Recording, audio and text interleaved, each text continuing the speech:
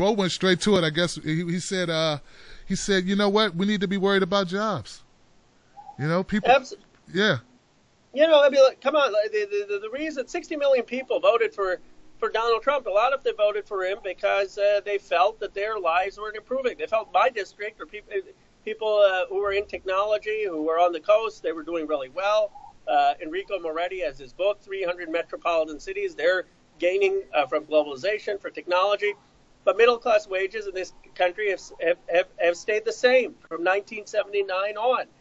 People are working less hours. They're doing the same jobs and making less. They're worried about what's going to happen to their future, what's going to happen for their kids' future. They're worried about the role of special interests in making decisions in this government, and they don't think our government, is helping improve life for them. You know, one of the things that surprises me about Congress is I said, maybe it's because I just campaigned recently. I said most people hate Congress. They don't think of this as some esteemed body. They think, okay, they're a bunch of folks who are not getting stuff done, and they're not thinking about the future. I come into Congress every day saying people hate us. People are not happy with us. Well, we're imperfect. All of us are imperfect. I'm certainly imperfect. We've all chosen to be part of an imperfect system, and I don't come in with the sense that I'm any more moral, any better than anyone else. But I come with this recognition that people are pissed. They're upset, and they expect us to try to do something concrete to help their lives. And my frustration, partly in Congress, has been that too much of the conversation has been over the circus, and not enough has been over jobs and wages and what we're going to do to improve people's prospects or part of the middle class. You know, I don't hate his answer. So let me put that in first, because it's going to sound slightly critical, even though it's not ultimately. I hate this political answer. Like, I hate politicized answers. I do. It's almost like there's a reality here. And so let me be specific. So to say, yeah, I come here saying every day that people hate us. They don't see this as an esteemed body. That's true. They don't see that as an esteemed body. They haven't for a very long time. To say they believe that so-and-so, they think that you guys aren't essentially are dicking around and you or guys are using special interests to make your decisions. Stop what to think. Stop what to think. And maybe this is why I would probably do horrible in politics. Be definitive. Be from a God's perspective. People, special interests is essentially controlling Congress. Now, in an interview, he goes on later, making this point, in something I didn't know, it was mind-blowing to me, that some people have to sign this letter of positions in order to get money from certain donors. That is amazing. Essentially, you have to sign, it says, yes, I'm for this, this, this, and this. Now, are you telling me that the person who's signing that and signing down those values, they don't have a vested interest? They don't know the corporation who they're signing, or that company, or that person? They don't know the interest of the person who they're saying, this is what we agree with, or this is the things that we're espousing? And are you telling me that if they're getting this thing where they're signing, that ultimately they're writing down what they need to say in order to get that company or that person to give them money? That's amazing. I mean, I didn't realize it was to that degree. I knew that they would make these calls, like 75% of their time was spent doing calls for money. I knew that part. I did not know that they were to the point where they had to sign something saying, these are the values that we espouse, these are our positions, give me money, give me money. I see, I have this position, just like you want me to have it, give me money, give me money. Now, if you know that, then say that. If you know that, say that. Don't say these people believe. Say, these people know that we are here dicking around. These people know that special interest is controlling what the debate in Congress. These people know that we are not working for their best interests. These people care about jobs and a life, and they know that we're not doing things that help them in that regard. I just don't like the political speak. I just don't like this, they believe. It's not they believe. There is a reality to it. You can look at the data that shows that ultimately these people have been towards the thing that they're getting paid for. And not just that, you don't have to look at the data, you just got elected. You yourself know that there is something that you need to say, these are the things that we espouse so you can get money from particular sources. It's not about belief. Belief is different. People believe in God. This is factual basis. 2 + 2 is 4. You can look at it. You can put your hands on it. You can weigh it. There's a difference in those things. So that's a matter point. More context. He's right. And then this is kind of what made this point in my other video. Like, a lot of this stuff depends upon whether or not you believe him. And essentially, whether or not you see what he does in that office and see whether or not what he does in that office backs up what he's saying. It should be without contradiction. You espouse one thing. Did he do it? Yes or no? Now, in this case, he's also right. People care about the middle class. They care about their jobs. Over the past 50, 60 years, wages have been slaughtered. So you have a situation where your productivity has gone through the roof, 100% or more. Wages have, for the most part, stay stagnant. Now, logic question. Logic question. You're a worker. As a worker, you work for a particular person building widgets. Now, you got a tool to build widgets. Typically, you build 10 widgets a day. You're getting paid $10 an hour for the 10 widgets a day. Now, a new tool is created. You're not doing 10 widgets a day. You're doing 100 widgets a day, 200 widgets a day. Your salary is $11 an hour. Now, if you're making all of those widgets, you're doing 100, 20, 100, 200 times more widgets than you used to do before. Where's the rest of the money going? Do you honestly believe that your employer, the person who's doing those widgets, are just letting those widgets sit in a booth somewhere, or in a room, or in a closet somewhere? Your employer is selling those widgets. Meaning, you're only getting $1 extra. You're producing 100, 200% more widgets. Where do you think the cash is going? Where do you think the cash is going? The cash is being funneled up to the top. The sandbox example is the example I'm trying to give you, in a sense of when you're looking at charts and you're seeing productivity has gone up 80, 90, 100% over the past 50, 60 years. Your wages, real wages, have not. They've stayed stagnant. Meaning the profits in that situation went to the top. The top 1%, the top 0.1%. That's where all the gains have gone. So when you're looking at the situation of saying, why is this society under stress? Why are these people out of jobs?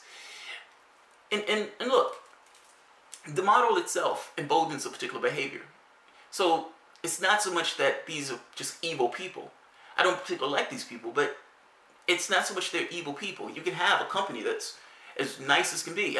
My company, the company I work for, the guys are Democrats. They're liberal Democrats. Nicest people you'd ever meet. Do they make certain decisions that are based on this profit? Yeah, they're a company. Of course they're going to make decisions based off of profit. So I'm saying you don't necessarily have to have somebody who's full-on cutthroat in the way they go about it. The normal operation of the system compels a particular behavior of the people in that particular system. Meaning, if your goal is to make profit, you do things that try to accrue you more profit. So it's not crazy that you're paying politicians a bunch of money to pass a trade deal. It makes perfect sense. Because now, the job that you were paying this American 15 or 20 bucks, I can fire this guy. I can ship the job overseas. And now, I can pay this guy $3. I can import all of the profits, and I can still keep my productivity where it was before. And because of the trade deal, I can ship those goods back into this country and sell those products. Your vested interest in that case is, yes, I'm going to get rid of this job because I can make more money getting rid of this job. At that point, the incentive is to get rid of the worker. The worker is expensive. Another case, check out automation. Automation. Now, the automation is going to be probably one of the bigger items. That just a basic driver. You have a situation where, let's go back to the widget guy. Well, that widget guy says, wait a minute, I don't need this person there. This person needs sick time, this person has feelings, this person is blue sometimes, this person is ill sometimes. I don't need that person in that role. I can automate, I can put a robot in that role. I can get the same productivity, if not more. And again, you have a situation where profits are still there, profits may have even increased, and you've eliminated a worker to do so. The incentive was to eliminate the worker. And one situation after the next, and you think about all the things in society that can be automated, that's only going to get worse.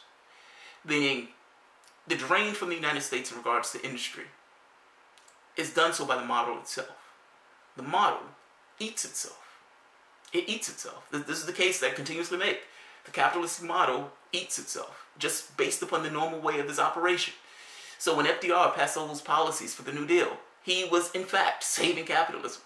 He was saving capitalism. He wasn't trying to take you to some socialist society.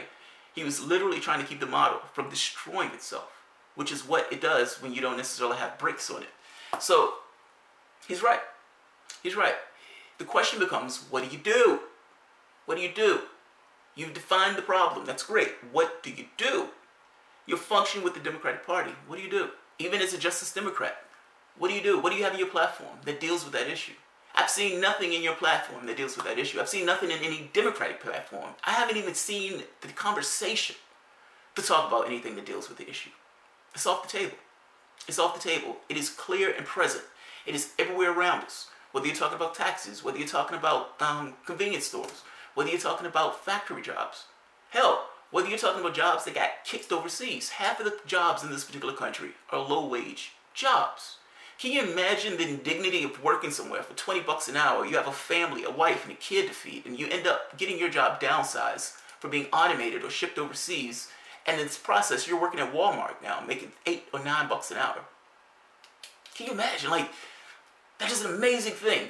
As a software engineer, every job that I look for is a job paying more than what I made in the prior job.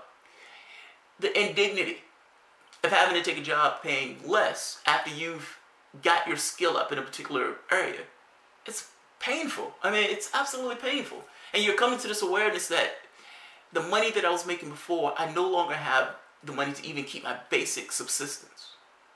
Don't have the money to make my basic subsistence. I have obligations that I need to cover. I have obligations that I may have taken on just working at that other job making 20 bucks an hour. The society itself, the model itself, creates that situation. It's not people being horrible people. It's not people being, completely craven. Yes, some of those people are completely craven in the behavior that they take, and they're absolutely cutthroat in their, apprehension of profit. But even functioning just regularly, good people will end up in the exact same situation. It has nothing to do with the individual, at least not completely to do with the individual. A lot of that has to do with the model that we're existing in, meaning the calamity of having a person not being able to take care of their family for no fault of their own is inherent to the model. Not necessarily because somebody is, doing something nefarious. Yes, there may be people doing something nefarious, and yes, you have people who are being cutthroat and craven in the behavior that they're taking in their apprehension of profit. I will put Mitt Romney in this list, the vulture capitalists. But just as a normal company, doing the thing a normal company would do in order to, create profit, it adversely affects workers. It adversely affects workers. So Rocanis is right. The only question I would ask in that sense is, what are you going to do about it? What are you going to do about it? Are you going to, even Sanders, what are you going to do? Are you going to tell those companies, hey, we're not going to allow you to technologically advance yourself? Are you really going to make that case? Are you going to really tell a private enterprise that you don't have the authority to now take on processes and procedures that would allow you to essentially accrue more profit? Yes, it's at the expense of workers, but ultimately, your mandate is to maximize profit. Are you telling me that you're going to stop companies from technologically advancing? Are you really going to be that big of a brother? Now, if you're not going to do that, then you have a problem on your hands. Because what you're saying is, no, we're not going to tell companies that they're going to do that. Democrats don't want to push for higher taxes, meaning you're going to have a situation where you're not going to be able to supply services for people who lost their jobs and who are in bad situation, not because of their own fault, but purely because of the model. You're essentially eliminating each area that you would have to be able to solve that issue. Meaning, yes, we're not going to talk about automation. No, we're not going to raise taxes so we can actually deal with providing services for people who are out of job or anything else. No, we're not going to take any bold policy to try to deal with the act of automation. No, we're not even going to tell companies that they can't automate. We're not going to do anything. We're going to sit here with our thumb in our ass, and we're going to just talk about ridiculousness that we normally talk about. What I'm getting at is, I love Sanders' position. I love the stuff that he's saying. But what are you going to do about it to actually address the main structural issues associated with our society? If you're not talking about that, you're not talking about nothing. So, and again, I told you, this is going to sound critical. I didn't mean to sound necessarily critical. I like what he's saying. He's saying, the sad part is, he's far and ahead better than any other Democrat in regards to the things that he's saying. It's still not enough. It's still not enough. And you can call me a purist on this point. Fair enough. But it's not enough. My purity in this sense is not coming from the standpoint of I need an ideal situation. It has nothing to do with an ideal situation. I just want a situation that works. I told you, I put my stake in the ground in what are the problems? How do you fix the problem? If what you're doing isn't fixing the problem, you're wasting time.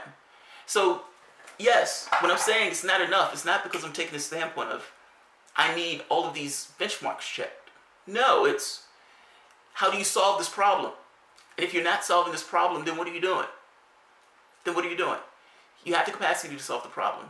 Well, actually you don't, because your other Democrats are not going to help you solve that problem. You need a movement to solve that problem. It's nice that you decided to work with Justice Democrats. Fair enough.